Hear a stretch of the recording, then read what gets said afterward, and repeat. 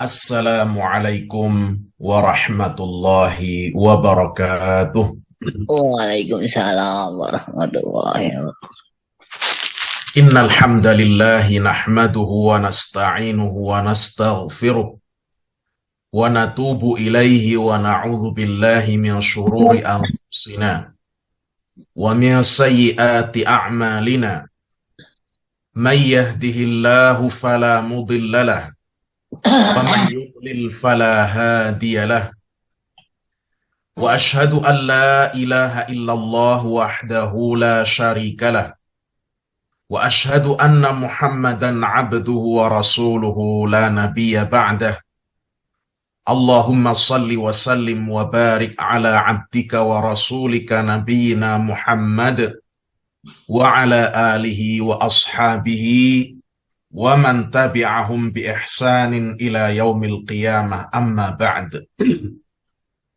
Kaum muslimin wal muslimat, bapak-bapak dan ibu-ibu sekalian, saudara-saudara dimanapun berada, rahimani wa rahimakumullah. Semoga Allah subhanahu wa ta'ala melimpahkan kasih sayang, melimpahkan rahmat kepada kita sekalian. Kita melanjutkan pembahasan kita mengenai fiqhus shiyam, tuntunan ibadah puasa, dari kitab Manhajus Salikin yang ditulis oleh Al-Imam Al-Faqih Al-Syeikh Al-Allamah Abdurrahman bin Nasir bin Abdullah As-Sa'di rahimahullahu ta'ala. Pada pertemuan yang telah lalu, kita membahas mengenai kewajiban berniat puasa apabila puasa itu adalah puasa yang sifatnya wajib, maka dipersyaratkan seseorang harus meniatkan puasa tersebut semenjak dari malam harinya. Misalnya puasa Ramadan, itu puasa wajib, sehingga misalnya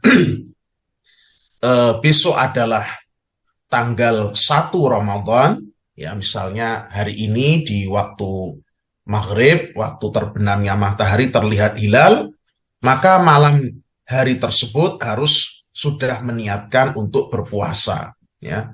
Untuk berpuasa sudah diniatkan semenjak malam harinya. Demikian pula qadha puasa Ramadan. Orang yang sakit, orang yang bepergian jauh, ya.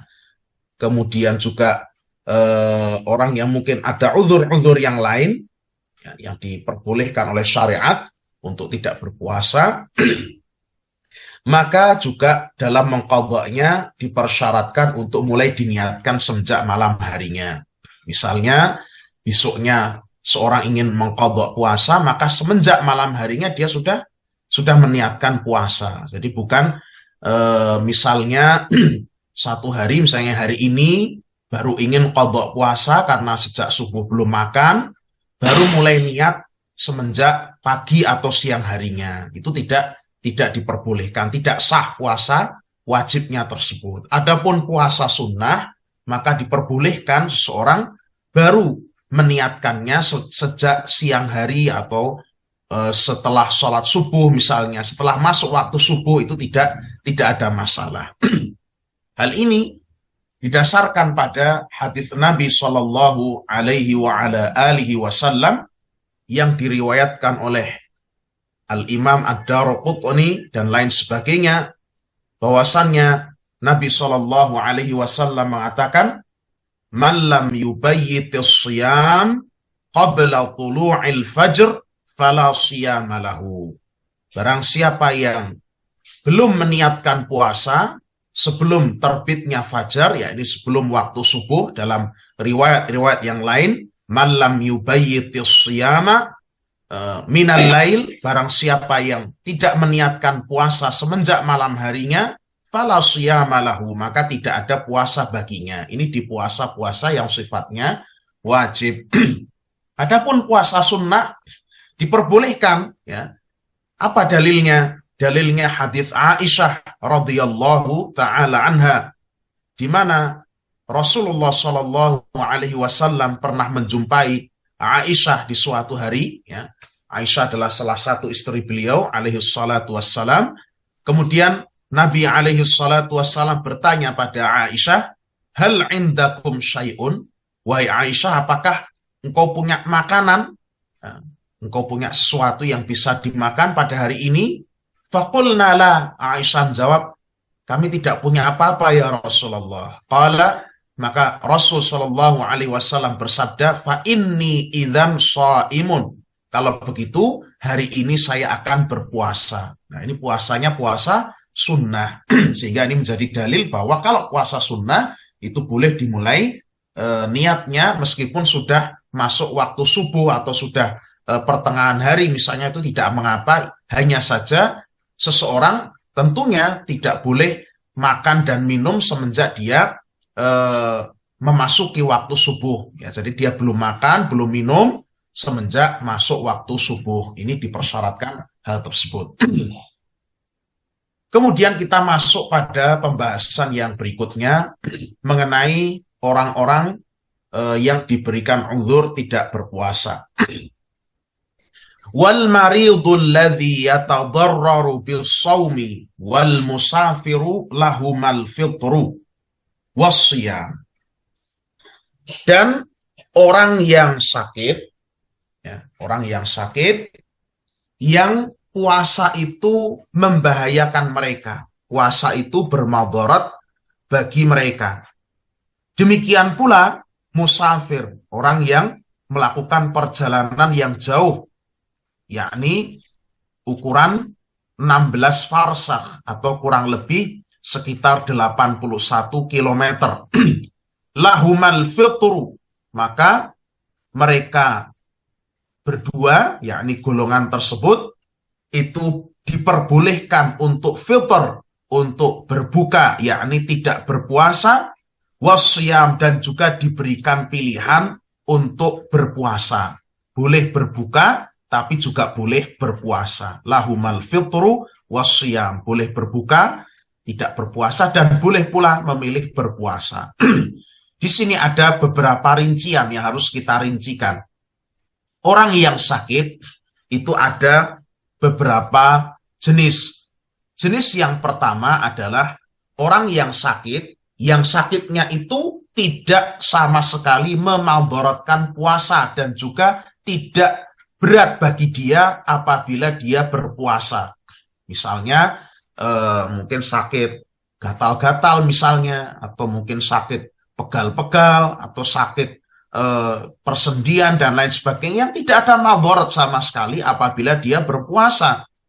Dan juga tidak ada masyaqqah, tidak ada kesulitan apabila dia berpuasa. Maka yang seperti ini, ya, orang yang sakit yang demikian ini, jenis yang pertama ini, tetap wajib untuk berpuasa karena sakitnya tidak ada hubungannya dengan puasanya. Ya. Sakit yang ringan, kalau kita boleh mengatakan demikian, sakit yang ringan yang tidak ada pengaruh sama sekali bagi seorang dalam dia menjalankan ibadah puasa. Maka yang demikian ini seorang tetap diwajibkan berpuasa karena dia tidak diberikan uzur, dia tidak punya uzur untuk meninggalkan puasa. Yang kedua adalah orang yang sakit, ya, orang yang sakit, ya, dia merasa berat apabila dia berpuasa, meskipun puasa pun tidak memadaratkan dia. Ya. Sekali lagi, orang yang sakit, ya, kalau dia berpuasa, maka puasa itu berat bagi dia.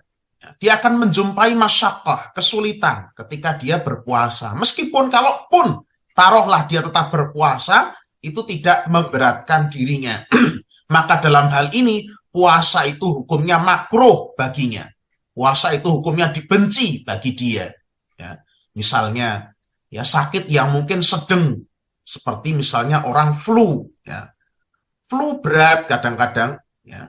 Orang butuh untuk tidak berpuasa. Kalau berpuasa, masyaqqah. Ya, akan menjumpai kesulitan-kesulitan. Mungkin bisa berpuasa, tetap mungkin tidak ada masalah. Tapi justru nanti ketika dia berpuasa, ya, maka sakitnya akan tambah lama misalnya. Ya, sakitnya akan tambah lama sembuhnya karena dia seharusnya minum obatnya harusnya 3 kali sehari, tapi dia hanya bisa minum 1 kali sehari karena di malam hari saja dia bisa minum obat. Demikian pula orang yang flu misalnya, itu dia butuh untuk misalnya banyak makan, ya, banyak makan yang anget-anget misalnya, atau minum yang anget-anget apa supaya meningkatkan daya tahan tubuh dia misalnya. Nah, ini makruh bagi dia, dibenci ya untuk berpuasa. Kalau dia berpuasa itu hukumnya makruh, ya, justru sunnah bagi dia untuk berbuka, tidak berpuasa.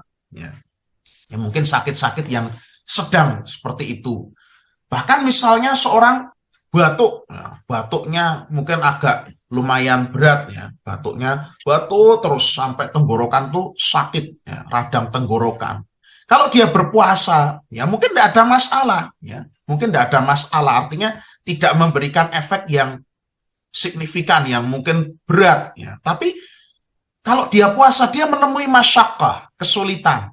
Ya, orang batuk dia harus sering-sering minum, ya, supaya apa? Supaya tenggorokannya itu tetap lembab, tetap basah, ya, tidak kering. Karena kalau kering, dia batuk sakitnya luar biasa, ya.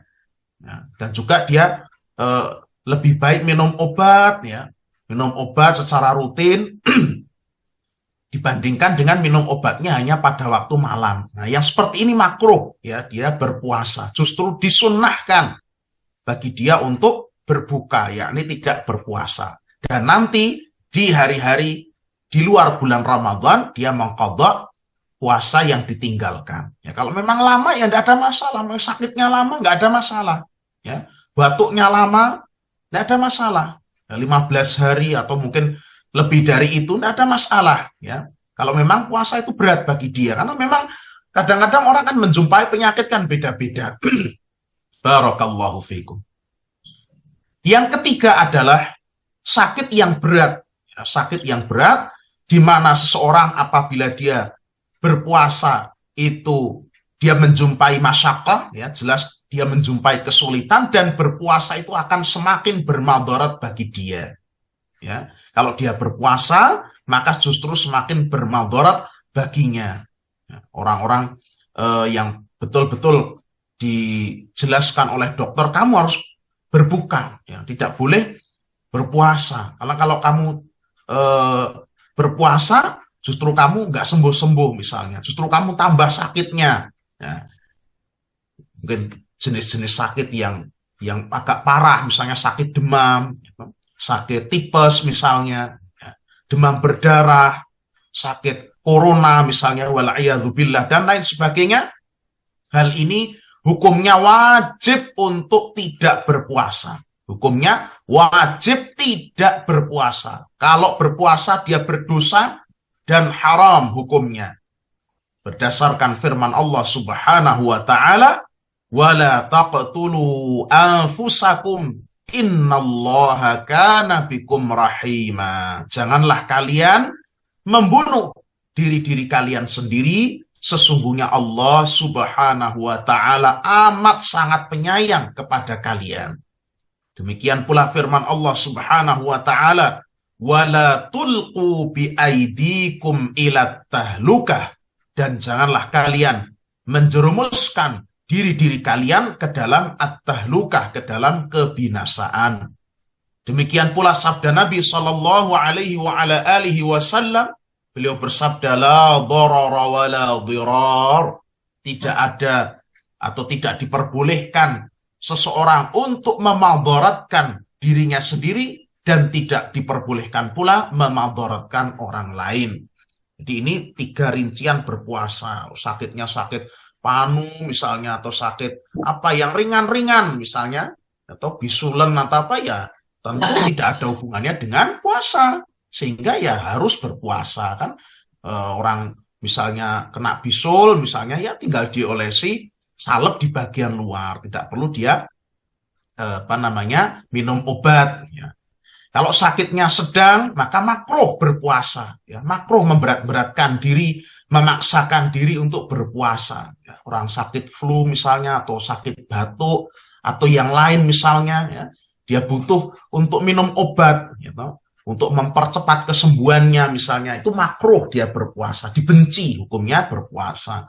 Orang yang sakitnya berat, yang jelas-jelas puasa itu memadharatkan dirinya, maka haram hukumnya berpuasa. Intinya Allah Subhanahu wa taala telah tegaskan dalam Al-Qur'an, yuridullahu bikumul yusra wa la yuridu bikumul usra. Ya, di surat Al-Baqarah setelah Allah berfirman, wa man kana maridhan aw ala safarin fa'iddatun min ayyamin ukhar. Barang siapa di antara kalian yang sakit atau dalam perjalanan safar, ya, sedang dalam safar, fa'iddatun min ayyamin ukhar, maka hendaklah ya mereka mengganti sejumlah hari yang ditinggalkan itu pada hari-hari yang lain di luar bulan Ramadan, yakni apabila mereka tidak berpuasa.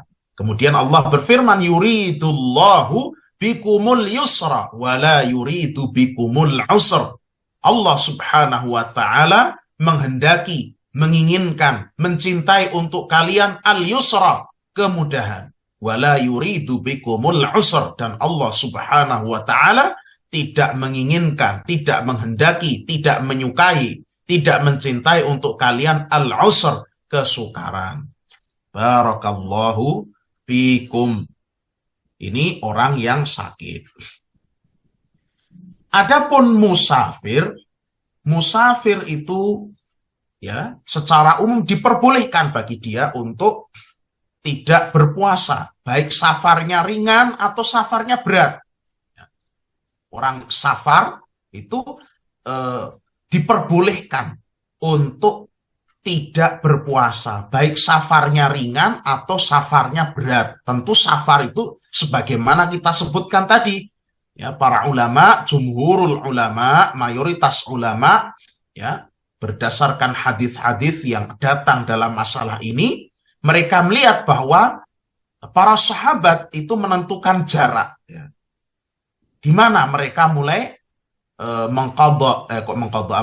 tidak berpuasa, kemudian mengqashar salat mereka. Itu ada patokan-patokan, ya, kapan mereka mulai mengqashar salat, kemudian tidak berpuasa, ya.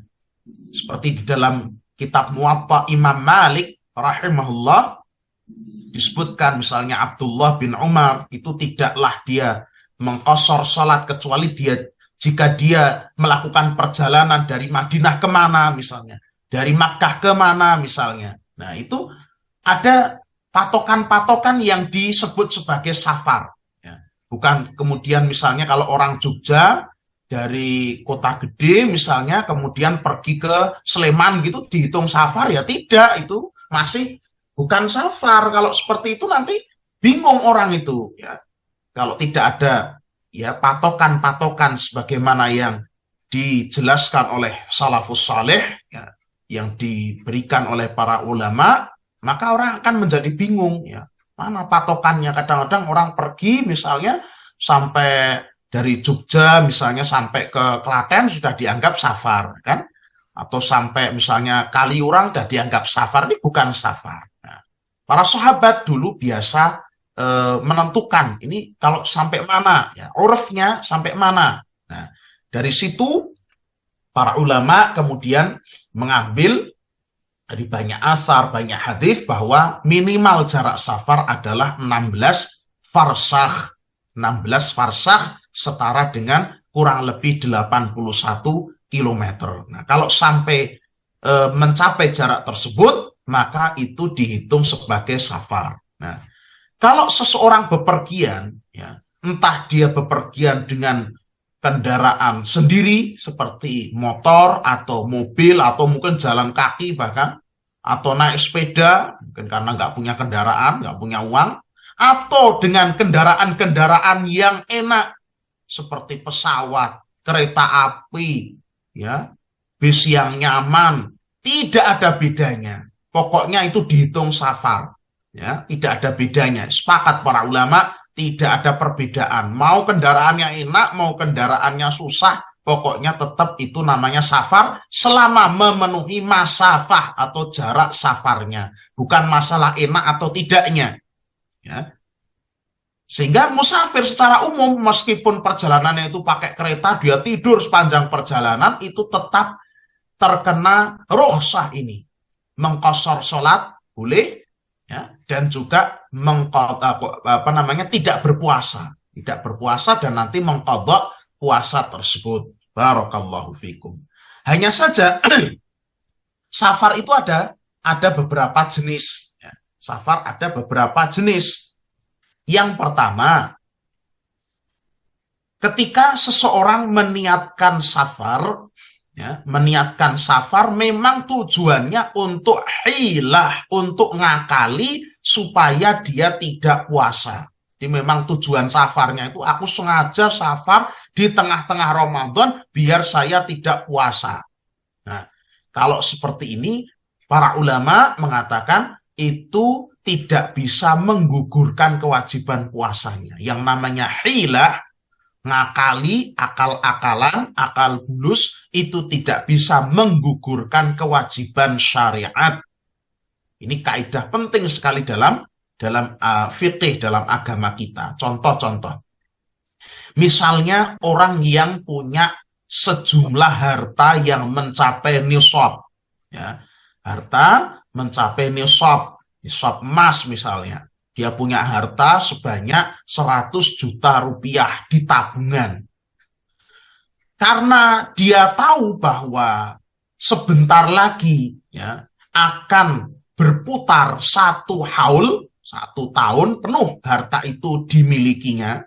Misalnya 100 juta itu dia dapatkan karena warisan misalnya. Dia dapat waris, tadinya dia miskin, dapat waris 100 juta rupiah, terus menjadi kaya.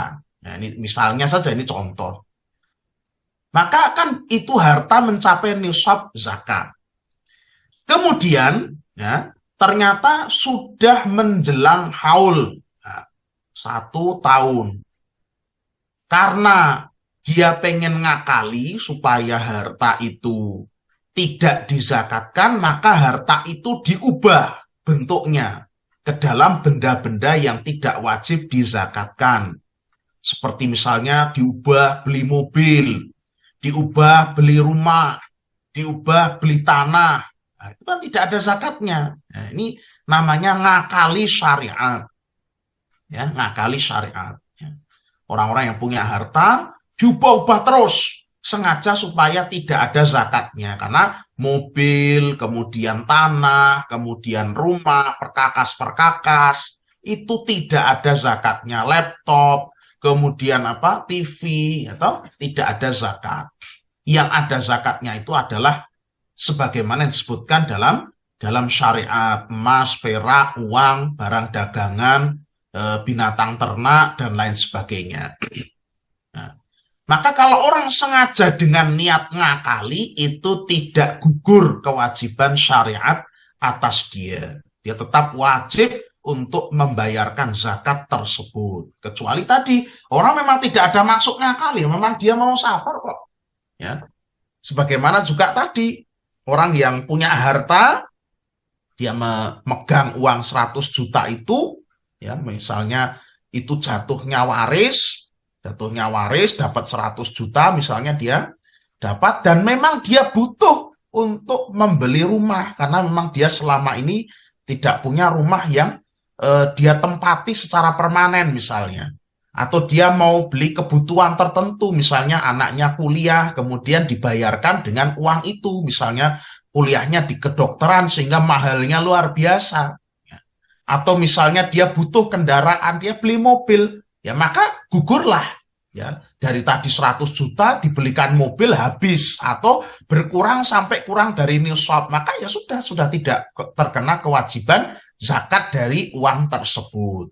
Barakallahu fikum. Ini jadi kaidahnya, kalau untuk hilah atau tahayul itu artinya mengakali syariat. Kalau takhayul pakai kha itu artinya ya sebagaimana kita pahami, takhayul misalnya mengatakan suatu yang dalam khayalan atau berkeyakinan, berfantasi, berimajinasi sesuatu yang tidak ada kenyataannya. Itu takhayul. Tahayul melakukan akal-akalan, ya, ngancili di dalam melakukan syariat. Ini tidak bisa menggugurkan kewajiban. Safar yang kedua, safar yang memang seorang tidak punya niatan-niatan untuk itu tadi. Ya memang dia safar. Misalnya di Ramadan, dia pulang kampung misalnya. Pulang kampung ingin mengunjungi saudaranya, ingin mengunjungi karib kerabatnya, ingin menziarahi itu mengunjungi ibunya atau bapaknya yang masih hidup misalnya, atau kakaknya, ya, dan seterusnya. Atau pulang dari tempat kerjanya di luar daerah, kemudian kembali ke tempat asalnya, bertemu anak istrinya, banyak seperti itu. Atau untuk kebutuhan berdagang, atau untuk yang lain macam-macam lah, safar-safar yang memang itu natural. Orang tidak bermaksud untuk ngakali syariat, maka itu diperbolehkan berbuka. Tapi ini pun ada beberapa rincian-rinciannya. Ya, ada beberapa rincian. Yang pertama, bahwasannya safar tadi itu barakallahu fikum berat bagi dia berpuasa, ya. Safar tadi berat bagi dia berpuasa, dan kalau berpuasa justru malah memadorotkan dia, ya. Itu jelas dia haram untuk berpuasa. Misalnya orang yang mungkin berprofesi sebagai supir, ya, sebagai supir angkutan, ya, disebutkan oleh Syekh Ibnu Utsaimin di dalam kitab beliau Fusul fi Syiyami wa Tarawihi wa Zakah. Ya, mungkin bapak-bapak, ibu-ibu yang ikut kajian di malam Sabtu, ya, kita sudah melewati bab ini. Bahwa ada supir-supir yang kebetulan bulan Ramadannya pas lagi musim panas. Dilalah mereka misalnya pengantaran dari satu kota-kota yang lain, ya, kerjaannya berat, dan di waktu puasa itu betul-betul sangat berat bagi mereka. Maka dalam hal ini mereka haram berpuasa. Mereka diperintahkan untuk berbuka. Kemudian yang kedua, puasa itu susah, ya, ada masyaqqah, ada kesulitan ketika dia safar. Ketika safar dia menjumpai adanya kesulitan, ya. Tapi kesulitan itu tidak begitu memayahkan dia. Ada kesulitan tapi tidak begitu kepayahan sekali sebagaimana yang pertama tadi. Maka dihukumi makruh, ya, dihukumi makruh justru kalau dia memilih puasa, ya. Yang ketiga, apabila safarnya itu ringan, ya, safarnya itu ringan, ya, sehingga antara mau dia puasa atau mau dia berbuka itu sama, ya. Mau berpuasa yo enteng, mau berbuka yo enteng. Dalam hal ini para ulama mengatakan, ya, hendaknya dia mengambil yang paling enteng di antara keduanya. Kalau sama-sama enteng, puasa yo enteng, berbuka enteng, di sini para ulama berselisih pendapat, berbeda pendapat. Di antara para ulama ada yang mengatakan berpuasa lebih utama. Berpuasa lebih utama karena abra'ul zimmah, lebih cepat untuk menyelesaikan tanggungan. Ini adalah pendapat Imam Asy-Syafi'i rahimahullahu ta'ala.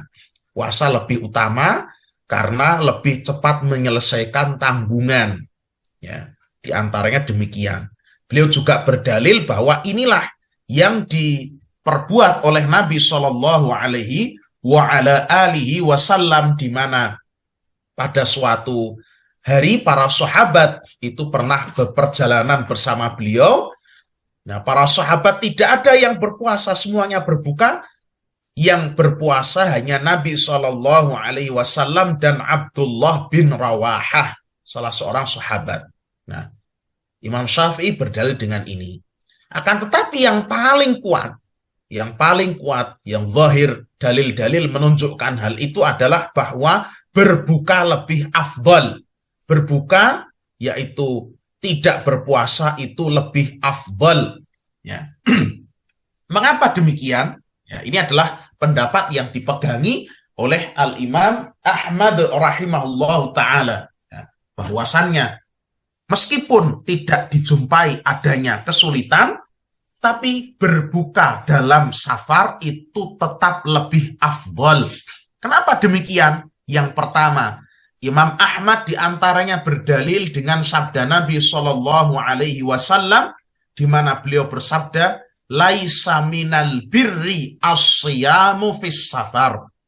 Bukan merupakan kebaikan, laisa minal birri, bukan termasuk kebaikan, as-siyamu fis safar, berpuasa di waktu safar. Ya, ini hadisnya hadis qauli, ya, hadisnya ucapan, ini lebih kuat sisi pendalilannya dibandingkan hadis fi'li, di mana tadi Imam Syafi'i berdalil Rasul Shallallahu Alaihi Wasallam beliau berpuasa, ya, bersama Abdullah bin Rawahah, Abdullah bin Rawahah berpuasa, Rasul Shallallahu Alaihi Wasallam berpuasa, itu fi'li, perbuatan. Adapun ini langsung ucapan qauli, laisa minal birri asyamu fis safar, bukan termasuk kebaikan berpuasa saat safar. Ini yang pertama. Demikian pula Imam Ahmad rahimahullah ta'ala, beliau berdalil dengan hadis Hamzah bin Amr al-Aslami radhiyallahu anhu, di mana Hamzah pernah bertanya pada Rasul sallallahu alaihi wasallam, "Ya Rasulullah, inni ajidu fiyya quwwatan 'ala siyami fis safar." Ya Rasulullah, saya itu kuat. Ya, saya itu menjumpai diri saya kuat kok berpuasa di waktu safar. Saya itu enteng kok, saya itu orangnya kuat. Fahal alayya junah, apakah saya berdosa kalau saya berpuasa di waktu safar? Faqala Rasulullah sallallahu alaihi wasallam, Rasul alaihi salatu wasallam pun bersabda, hiya rukhsatun minallah. Berbuka saat safar, yaitu tidak puasa saat safar, itu adalah keringanan yang Allah berikan. Faman akhadha biha fahasan. Maka siapa yang mengambil keringanan itu, maka itulah yang baik. Itu hasan, itu baik.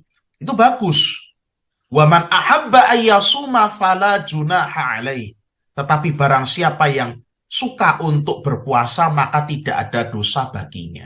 Nah, kira-kira mana yang lebih bagus? Ya, Nabi Shallallahu Alaihi Wasallam mengatakan kalau itu mengambil rukhsah dari Allah, fahasan, itu bagus. Barang siapa yang mau berpuasa, fala junaha alaih, maka tidak mengapa. Ya. Zahir hadis ini menunjukkan bahwa berbuka ketika safar itu lebih bagus, ya, lebih afdal. Demikian pula Imam Ahmad rahimahullah taala, beliau berdalil dengan sabda Nabi Shallallahu Alaihi Wasallam, sadaqatun tasaddaqallahu biha alaikum faqbalu sadaqatahu.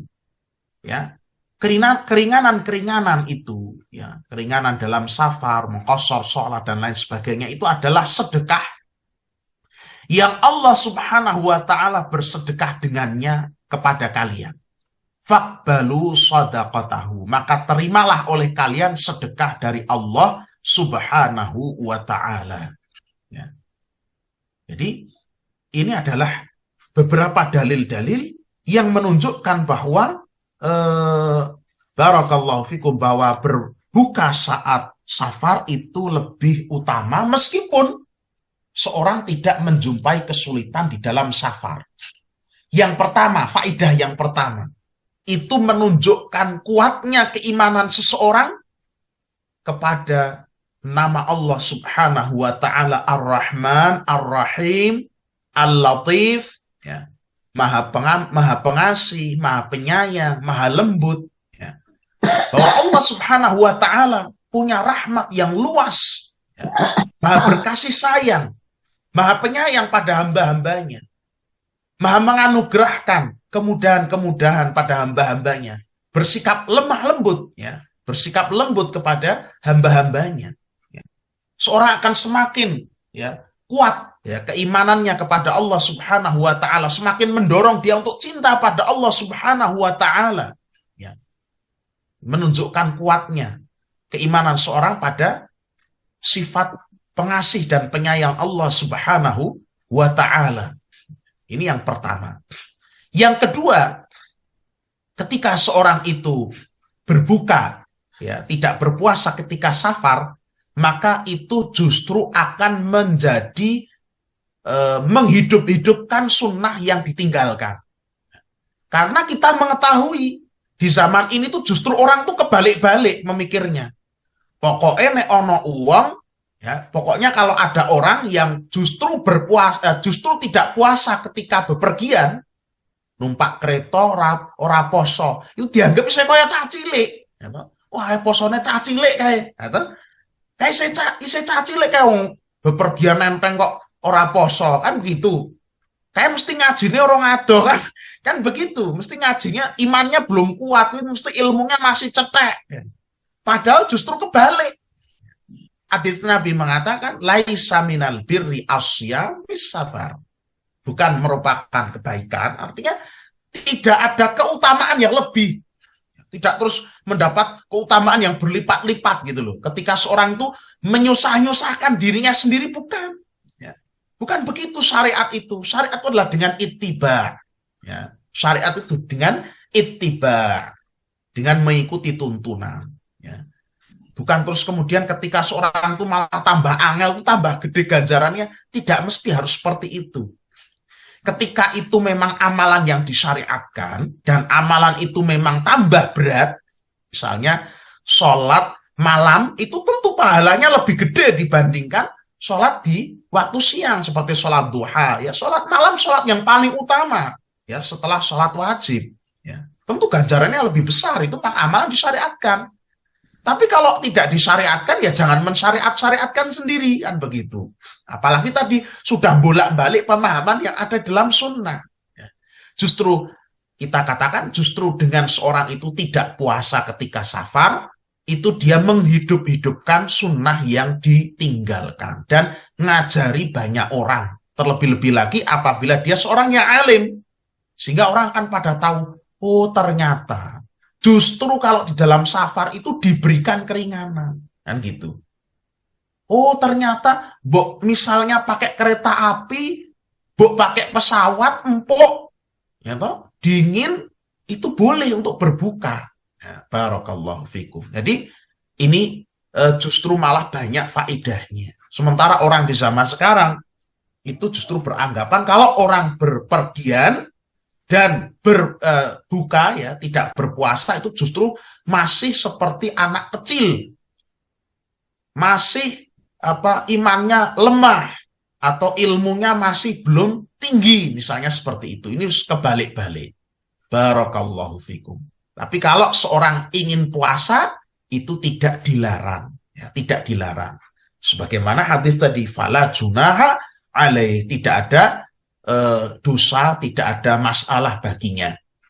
Demikian pula di dalam hadis yang lain yang diriwayatkan oleh Imam Ahmad dan selainnya, Rasulullah Shallallahu Alaihi Wasallam pernah bersabda, Innallaha yuhibbu antu'ta rukhasuhu kama yuhibbu antu'ta azaimahu. Sesungguhnya Allah mencintai apabila keringanan-keringanan darinya itu diambil. Sebagaimana Allah mencintai apabila kewajiban-kewajibannya itu dijalankan. Dalam sebagian riwayat, kama yakrahu antu'ta maksiyatuhu. Sebagaimana Allah benci apabila kemaksiatan padanya dijalani. Jadi Allah itu senang, Allah cinta, Allah suka apabila hambanya mengambil keringanan yang Allah berikan, sebagaimana Allah cinta apabila seorang hamba mengerjakan kewajibannya. Dalam sebagian riwayat, sesungguhnya Allah mencintai apabila hamba itu mengambil keringanan yang Allah berikan, sebagaimana Allah membenci apabila hamba itu mengerjakan kemaksiatan kepadanya. Barakallahu fikum. Ini tentang masalah safar yang lebih kuat, bahwa itu lebih afdal untuk dia berbuka, ya, lebih afdal berbuka, meskipun kalau dia tetap berpuasa itu tidak mengapa, sebagaimana disabdakan oleh Nabi Shallallahu Alaihi Wasallam. Tapi jangan sampai tadi keliru menganggap bahwa nek ora poso iki berarti imane cetek, nah, ilmune cetek, nah, itu udah kebalik-balik, ya.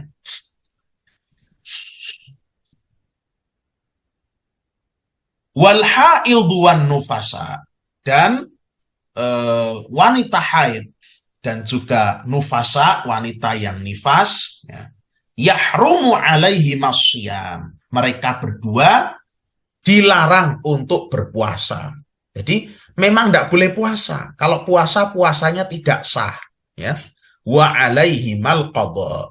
Dan keduanya wajib membayarkan qadha di hari-hari yang lain selain bulan Ramadan. Ya. Jadi wanita haid tidak usah nekat berpuasa. Karena puasa pun tidak sah. Usah tetap mau puasa kok. Tidak boleh berpuasa. Ya. Sudah tidak usah puasa. Memang itu adalah kodratnya Allah Azza wa Jalla, ya, takdir Allah yang Allah berikan kepada kaum Hawa. Ya. Memang Allah berikan mereka akan menjalani siklus haid. Ya. Dan mereka tidak perlu berpuasa, nanti mengqadha. Ya. Demikian pula sholat juga diharamkan ketika wanita sedang haid. Tidak perlu sholat, malah justru kalau sholat malah salah. Sehingga tinggalkanlah sholat. Dan sholat tidak perlu diqadha.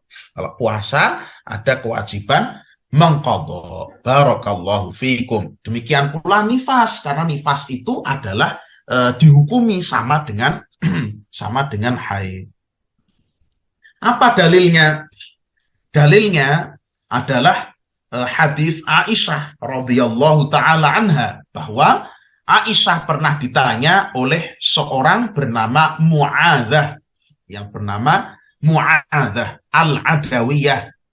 Beliau bertanya pada Aisyah, "Ma balul haid taqdi as-sauma wa la taqdi as-shalah?" Ada apakah gerangan, wahai Aisyah? Mengapa wanita yang haid itu mengqadha puasa tetapi tidak perlu mengqadha salat? Ya. Jadi Aisyah ditanya, "Kenapa ya Aisyah? Wanita haid itu kok kalau salat tidak perlu diqadha, tapi kalau puasa kok diqadha?" Faqalat, maka Aisyah radhiyallahu taala anha menjawab, "Aharuriyatun anti, apakah kamu itu wanita haruriyah?" Haruriyah itu kelompok khawarij, kelompok ekstremis, ya, khawarij yang pemahaman agamanya memang sangat keras. Ya. Kenapa demikian? Aisyah bertanya demikian. Karena Aisyah seolah-olah menangkap ini pertanyaan kok memberat-beratkan diri. Kan seolah-olah dia ingin bertanya, lah kok sholat kok gak ikut diqadha juga, padahal puasa pun suruh qadha, kok sholatnya gak suruh diqadha? Padahal kalau kita lihat justru hikmah syariat itu besar. Orang haid misalnya, haid selama 7-8 hari atau mungkin 15 hari, batas maksimal masa haid, ya, dihitung haid, para ulama adalah membatasi 15 hari. Kalau lebih dari itu berarti itu tanda bahwa wanita itu mengalami istihadhah. Haid bisa lama tadi. Dan kalau diperintahkan mengqadha sholat, alangkah kerepotannya kita. Ya, alangkah kerepotannya wanita-wanita kaum muslimin. Ya. Allah Subhanahu wa taala, ya, maha lembut, maha penyayang, ya, maha mengetahui, maha hikmah, ya, mensyariatkan untuk hamba-hambanya yang terbaik dan yang paling bermaslahat untuk mereka. Sholat tidak perlu diqadha dan tidak berdosa. Ya. Sedangkan puasa, Allah Subhanahu wa taala mewajibkan melalui lisan Rasulnya bagi para wanita yang haid dan nifas untuk mengqadhanya. Ya, karena puasa lebih enteng, ya. Maksimalnya kan 30 hari atau bisa 29 hari, atau ya kalau wanita haid tidak sampai selama itu. Kalau nifas kan paling lama 40 hari, jadi mungkin 1 bulan bisa. Kalau wanita haid kan biasanya tidak sampai selama itu, ya.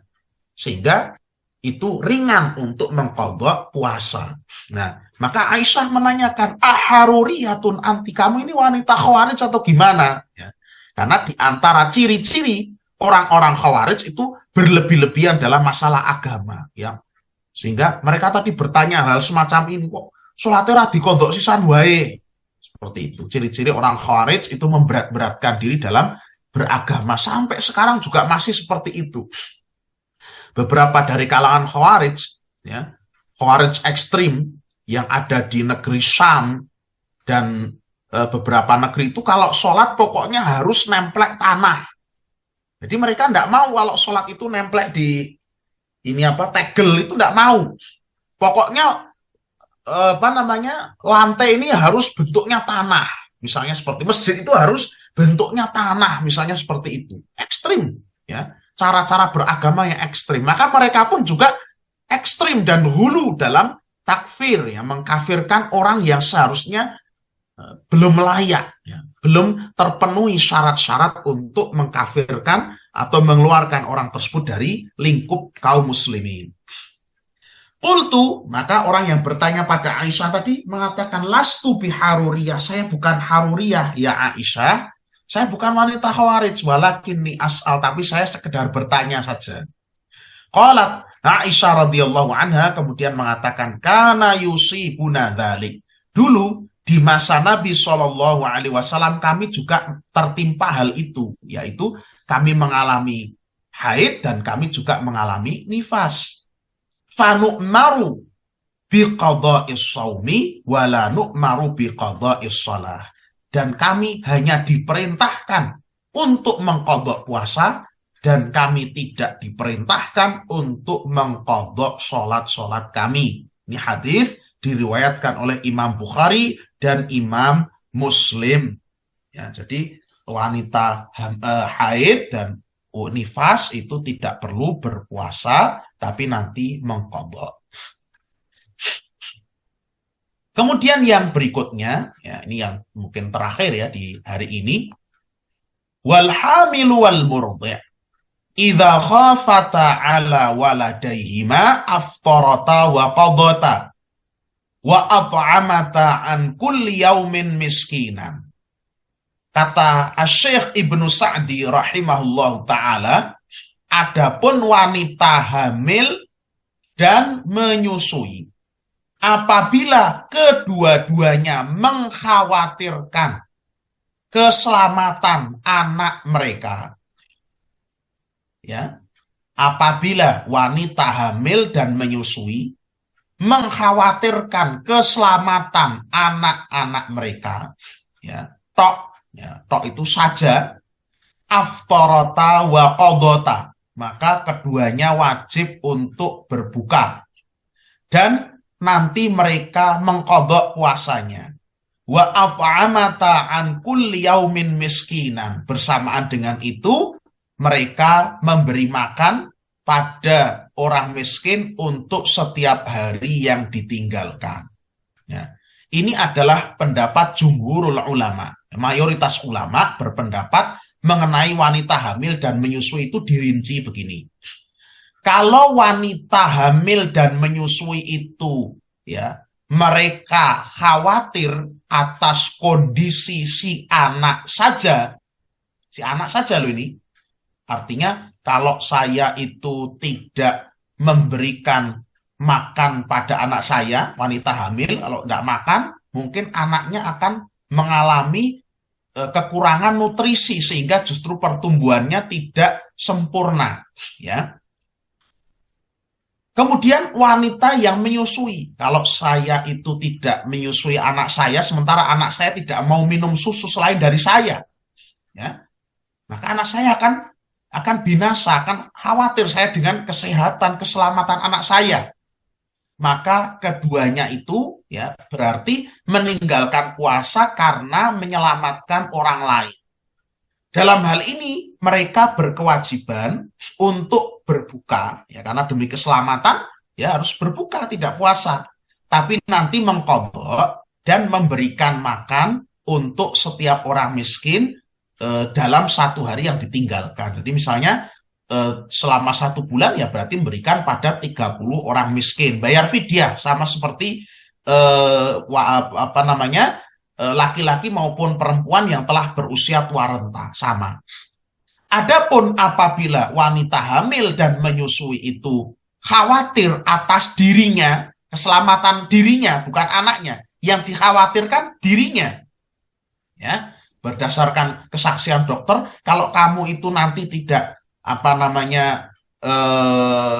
makan, ya, maka kamu yang nanti akan bermadharat.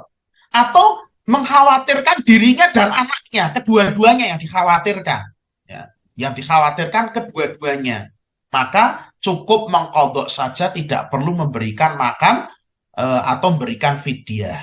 ya, karena yang dikhawatirkan dirinya, tidak mengkhawatirkan orang lain, ya, bukan karena dia berbuka, bukan karena orang lain, ya. Ini pendapat jumhurul ulama, baik itu Malikiyah, Syafi'iyah maupun Hanabilah. Akan tetapi pendapat ini, ya, itu ditinjau dari sisi dalil. Tidak ada dalil yang menunjukkan mengumpulkan antara dua kafarah, ya, antara qadha dan memberi makan orang miskin. Tidak ada, ya. Jumhurul ulama berdalil dengan perkataan Ibnu Abbas, ya, mengenai ayat wa 'alal ladzina yutiqunahu fidyatun ta'amu miskin. Dan bagi orang-orang yang berat menjalankan puasa, mereka hendaklah membayarkan fidyah berupa makanan bagi orang-orang miskin. Kata Ibnu Abbas, kanat rukhsatan lisyaikhil kabiri wal mar'atil kabirah wa huma yutiqani siyama ayyuftira wa yut'ima makana kulli yaumin miskinan. Dulu ini ayat adalah keringanan bagi laki-laki maupun perempuan yang telah berusia tua, sedangkan keduanya itu mampu berpuasa tapi berat. Mampu puasa tapi berat. Ayyuftira wa yut'ima makana kulli yaumin miskinan. Ya. Keduanya boleh untuk tidak berpuasa lalu memberikan makanan pada orang miskin, bayar fidyah. Ya. Kemudian ayat ini, ya, dinasakh, ya, oleh ayat yang ada di ayat ke-185 surat Al-Baqarah, ya, fama syahida minkumus syahra falyasum. Barang siapa yang ada atau hadir di bulan Ramadan, maka hendaklah dia berpuasa. Sehingga ayat ini hanya berlaku, kata Ibnu Abbas, bagi orang-orang tua renta yang tidak mampu lagi berpuasa untuk membayar fidyah. Wal hubla wal murdi. Demikian pula wanita yang hamil dan menyusui. Idza khafata ala auladihima. Jika keduanya khawatir atas anak-anak keduanya, aftarata wa at'amata. Maka wanita hamil dan menyusui tersebut memberikan fidyah, ya.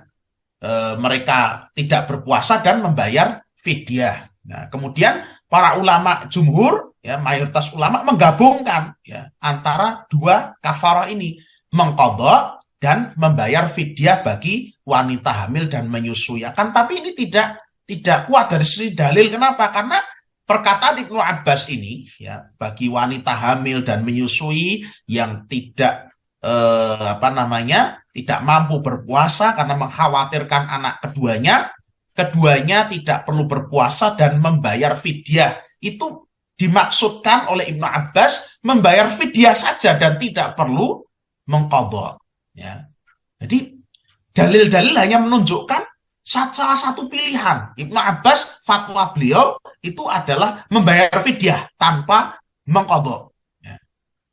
Sementara dalil yang ada di keumuman ayat Al-Quran, firman Allah, wa man kana maridan aw ala safarin fa'iddatun min ayyamin ukhar. Barang siapa di antara kalian yang sakit atau safar, maka gantilah puasa itu pada hari-hari selain bulan Ramadan sejumlah hari yang ditinggalkan. Jadi di dalam dalil-dalil hanya ada satu pilihan, qadha atau bayar fidyah, tidak dikumpulkan dua-duanya, ya.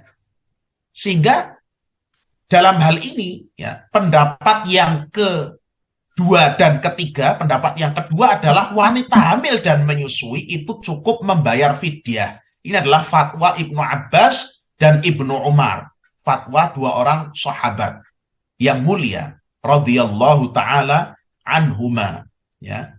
Ini memang kuat ditinjau dari sisi bahwa ini adalah fatwa sahabat, ya. Ini kuat dari sisi ini adalah fatwa sahabat, dan juga tidak dijumpai ada sahabat lain yang mengingkari ini, ya. Ini memang kuat, ya, dari sisi ini fatwa dua orang sahabat Nabi Shallallahu Alaihi Wasallam. Akan tetapi para ulama muhaqqiqin, para ulama peneliti, mereka menjelaskan bahwa pendapat ini punya sisi kelemahan.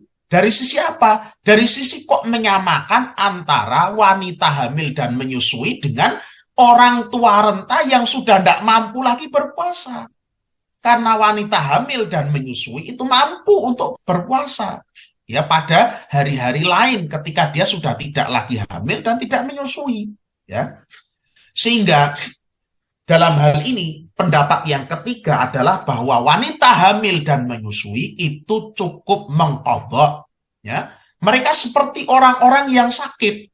Ya, seperti orang-orang yang sakit, seperti orang-orang musafir yang punya uzur sementara, uzurnya temporer.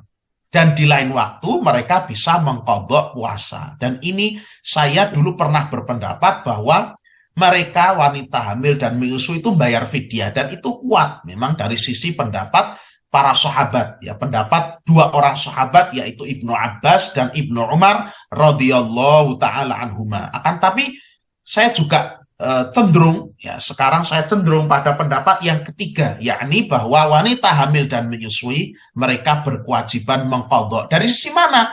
Dari sisi bahwa wanita hamil dan menyusui itu temporer uzurnya. Tidak bisa disamakan dengan wanita dan laki-laki yang sudah tua renta, yang tidak mampu lagi menjalankan puasa. Demikian pula orang sakit yang tidak ada lagi harapan untuk sembuh, sehingga dia tidak mampu menjalankan puasa, seperti orang yang terkena sakit kanker, sakit diabetes mungkin, atau sakit-sakit yang lain yang berat, yang sudah divonis dokter tidak bisa lagi menjalankan ibadah puasa, sehingga dia bayar fidyah. Ya. Demikian pula kalau kita lihat mengenai wanita hamil bila dibandingkan dengan wanita nifas, kan mirip. Wanita nifas itu bisa sampai 40 harian, ya, bisa sampai sebulanan dia tidak berpuasa, ya, dan dia wajib mengqadha, ya. Sepakat ulama, wanita nifas wajib mengqadha sebagai wanita haid. Sehingga wanita hamil dan menyusui, ya, ini adalah yang dikuatkan oleh Al-Imam Asy-Syaikh Abdul Aziz bin Baz, Al-Imam Asy-Syaikh Shalih Al-Fauzan, Asy-Syaikh Al-Muhaddits Al-Allamah Muqbil bin Hadi Al-Wadi'i rahimahumullahu jami'an, dan para ulama termasuk Syekhul Islam Ibnu Taimiyah rahimahullahu taala, juga inilah yang dipegangi oleh mazhab Al-Imam Abu Hanifah rahimahullahu taala dan sahabat-sahabat beliau, bahwa wanita hamil dan menyusui itu kewajibannya adalah mengqadha. Baik mereka mengkhawatirkan diri mereka sendiri, atau mengkhawatirkan anaknya, atau mengkhawatirkan kedua-duanya. Ya, ini yang kuat, ya. Berdasar firman Allah, keumuman firman Allah, wa man kana maridhan aw ala safarin fa iddatun min ayyamin ukhar. Barang siapa yang sakit dan juga bepergian, lalu dia tidak berpuasa, maka gantilah di hari-hari yang lain sejumlah hari yang ditinggalkannya. Ini yang kami pandang kuat saat ini. Wallahu ta'ala a'lamu bishawab. Nah, kita perlu berikan faedah kedokteran sedikit, bahwa wanita hamil itu biasanya ada fase-fasenya, ya. Ada fase-fase di mana wanita hamil itu sedang dalam pembentukan organ-organ janinnya. Ya, janin itu kan dalam pertumbuhan. Ketika janin itu masa usia bulan-bulan awal kehamilan, itu tentu ya dokter semakin tidak menyarankan wanita hamil itu untuk berpuasa. Kenapa? Karena dikhawatirkan bisa mengurangi nutrisi bagi anaknya. Bisa jadi perkembangan sang anak tidak normal, ya. Karena itu sedang pembentukan organ-organ vital dan juga persarafan tubuh manusia. Sehingga dalam hal ini kita gunakan patokan dokter saja. Kita tanyakan pada dokter yang fiqh, dokter yang terpercaya. Dokter muslim, dokter yang fiqh, dokter yang terpercaya, bukan dokter abal-abal, ya, bukan praktisi-praktisi abal-abal yang tidak mengetahui tentang hal ini. Kita tanyakan pada ahlinya, boleh dokter, boleh bidan, atau yang lain yang jelas-jelas mereka punya otoritas dalam menangani masalah kehamilan ini. Ya, biasanya kalau masa-masa hamil-hamil awal itu tidak dianjurkan berpuasa karena sangat rentan apabila nanti perkembangan tidak normal. Nah, apabila sudah terbentuk secara sempurna, biasanya hamil-hamil besar itu justru dokter membolehkan ya dalam kondisi-kondisi tertentu di mana wanita itu wanita atau ibu yang hamil itu dia kondisi fisiknya fit, kondisi nutrisinya bagus, itu diperbolehkan untuk berpuasa dalam pengawasan dokter. Ya, dalam pengawasan dokter. Ya, barakallahu fikum. Jadi kalau dulu Pak Amanuddin mungkin pernah menanyakan mengenai kapan wanita hamil dan menyusui itu boleh untuk berbuka, tidak berpuasa, ya memang tidak ada batasannya. Ya, batasannya adalah in khafata, jika keduanya merasa khawatir atas dirinya maupun anaknya. Jadi kapanpun merasa khawatir, maka sudah boleh untuk tidak berpuasa. Ya, sehingga dalam hal ini kembalikan pada petunjuk dan informasi dari tabib, dari dokter.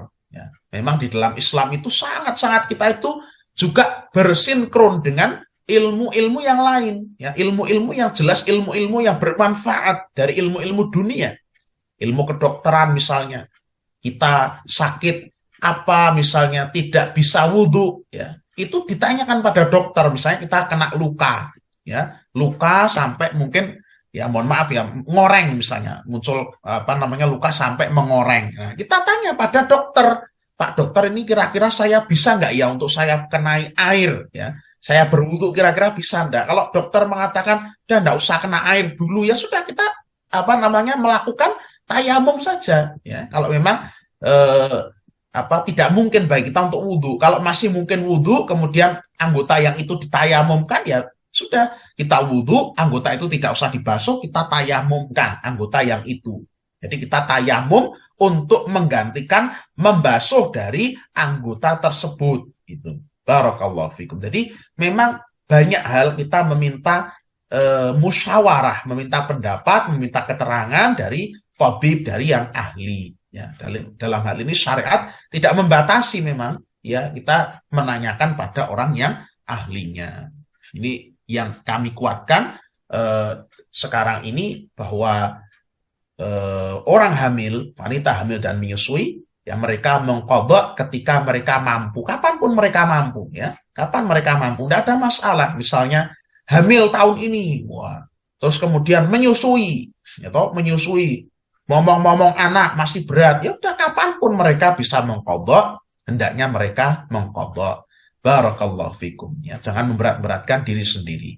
Tapi tadi ini pendapat yang insyaallah taala yang rajih, yang dikuatkan oleh banyak ulama kita, banyak ulama Ahlus Sunnah yang menguatkan pendapat ini karena keserupaan daripada wanita hamil dan menyusui dengan orang yang sakit. Demikian pula wanita yang haid dan nifas, ya, karena uzur mereka temporer. Ini sekali lagi adalah yang dikuatkan oleh Syekhul Islam Ibnu Taimiyah rahimahullah. Demikian pula sebagian salaf.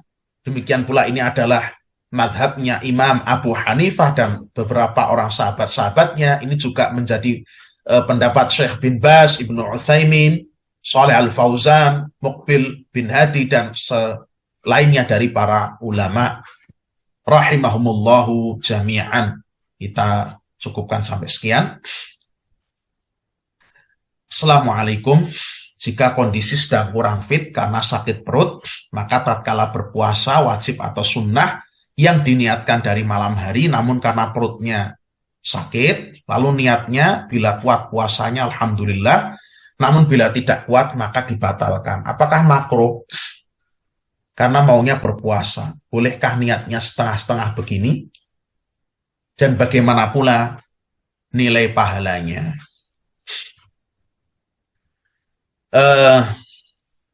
Wallahu ta'ala a'lam bissawab. Kalau ini puasa sunnah, maka saya tidak menjumpai adanya masalah, ya, meniatkan puasa semacam ini dipersyaratkan. Ya, kalau saya puasa ini kuat, maka saya akan meneruskan. Bila tidak, maka saya akan membatalkan. Tapi kalau puasa wajib ini Wallahu taala alam. Karena kenapa? Karena yang namanya niat itu harus yakin. Niat harus yakin. Niat harus yakin, tidak boleh syak, tidak boleh ragu-ragu. Jadi seorang itu kalau dia meniatkan sesuatu, ya sudah niatkan saja. Ya, niatkan saja berpuasa. Tidak usah perlu mempersyaratkan, kalau saya begini saya akan batalkan, tidak. Dia niatkan saja, saya mau puasa. Gitu. Saya mau puasa. Yang namanya niat sekali lagi kan keinginan seorang, pengetahuan seorang bahwa seseorang akan menjalankan sesuatu. Kemudian kalau dia nanti menjumpai kesulitan atau apa di tengah-tengah, ya sudah, dia langsung melakukan apa yang paling bermaslahat bagi dia. Kalau memang dia tidak mampu, tidak kuat, ya, artinya itu menimbulkan kesulitan bagi dia, sudah, dibatalkan saja puasanya, baik itu puasa wajib atau sunnah. Ya tidak perlu dia mempersyaratkan sejak awal seperti itu, dia cukup niat puasa saja. Ya. Bahkan yang kita sarankan kalau memang sudah merasa sakit, ya, sudah terasa sakit, ya, sakitnya memang sudah jelas-jelas kerasa, misalnya sakit perut atau misalnya barakallahu fikum seorang itu pilek misalnya, flu ya, flu-nya sudah kelihatan, ya tidak perlu mempersyarat-syaratkan, ya, sudah dia langsung tidak berpuasa saja, tidak ada masalah. Barakallahu fikum. Saya diare, kan? Diare sehingga dia harus banyak minum air putih atau oralit misalnya. Sudah tidak usah berpuasa saja, ya. Tidak usah meniatkan puasa. Kalau memang dia misalnya batuk atau apa, ya, kemudian dia meniatkan puasa, maka niatkan saja. Sudah niatkan, tidak usah perlu dipersyaratkan.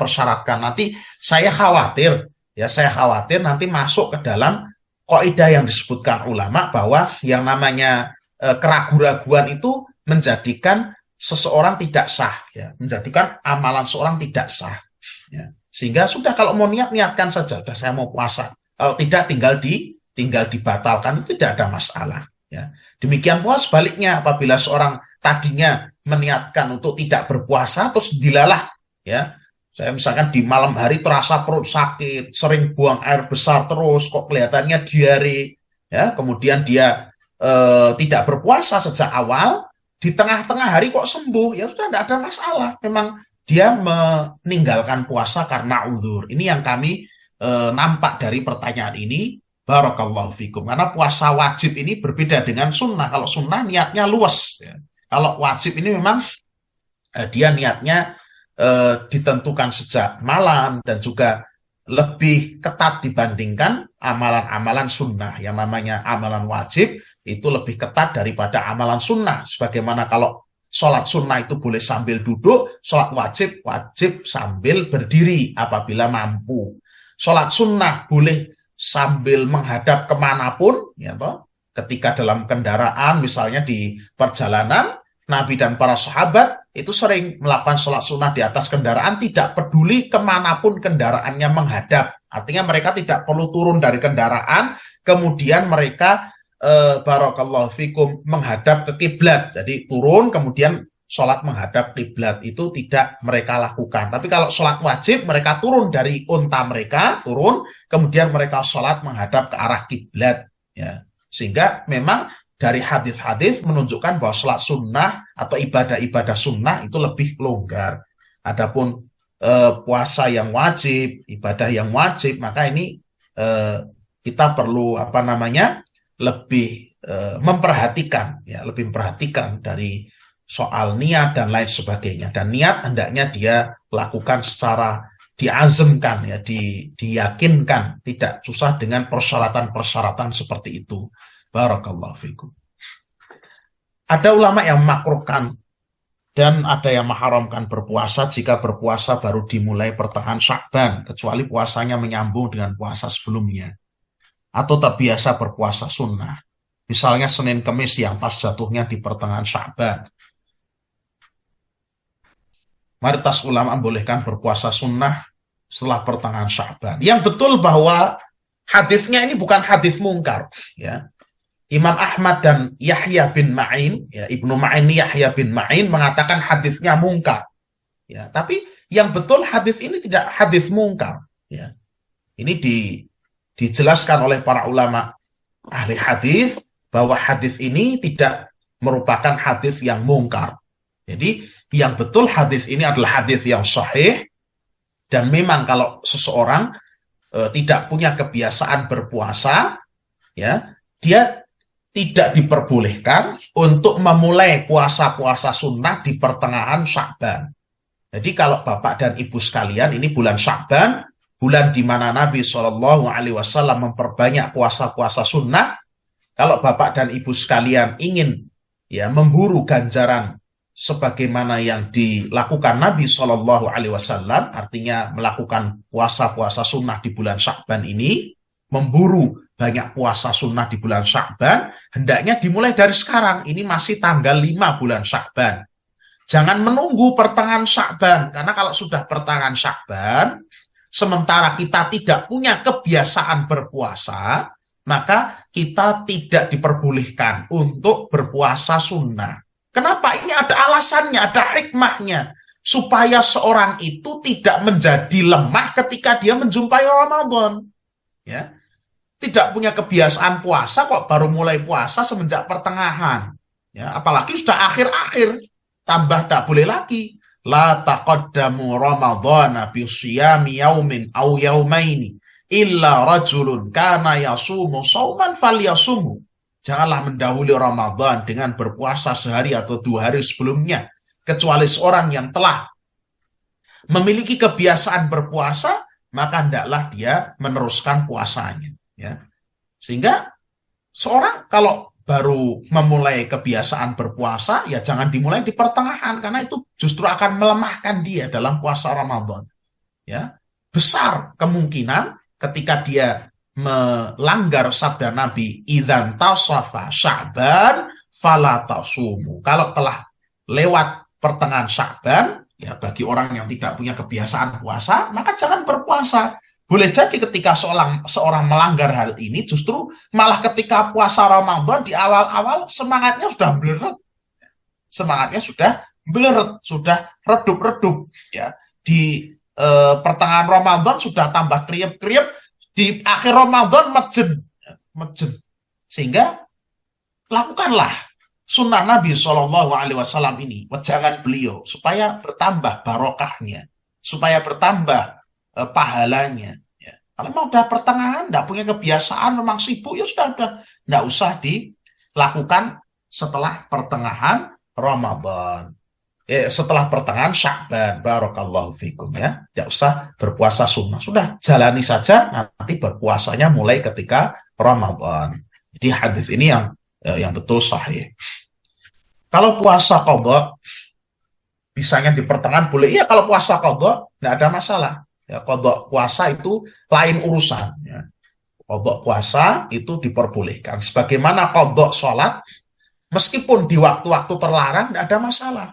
Misalnya seorang tertidur, ya. Seorang tertidur, kemudian dia baru bangun di waktu-waktu terlarang, ya. Di waktu-waktu di mana misalnya matahari sudah hampir terbenam, atau matahari sedang terbit misalnya, tidak ada masalah dia melakukan sholat meskipun itu di waktu-waktu terlarang, karena itu urusannya adalah qadha. Yang dimaksud dalam hadis ini adalah melakukan puasa yang sifatnya sunnah. Barakallahu fikum. Kita cukupkan sampai sekian. Mudah-mudahan ilmu yang kita pelajari pada pagi hari ini, Allah Subhanahu wa ta'ala jadikan ilmu yang bermanfaat, yang bisa kita amalkan, dan mendatangkan pahala di sisi Allah Subhanahu wa ta'ala.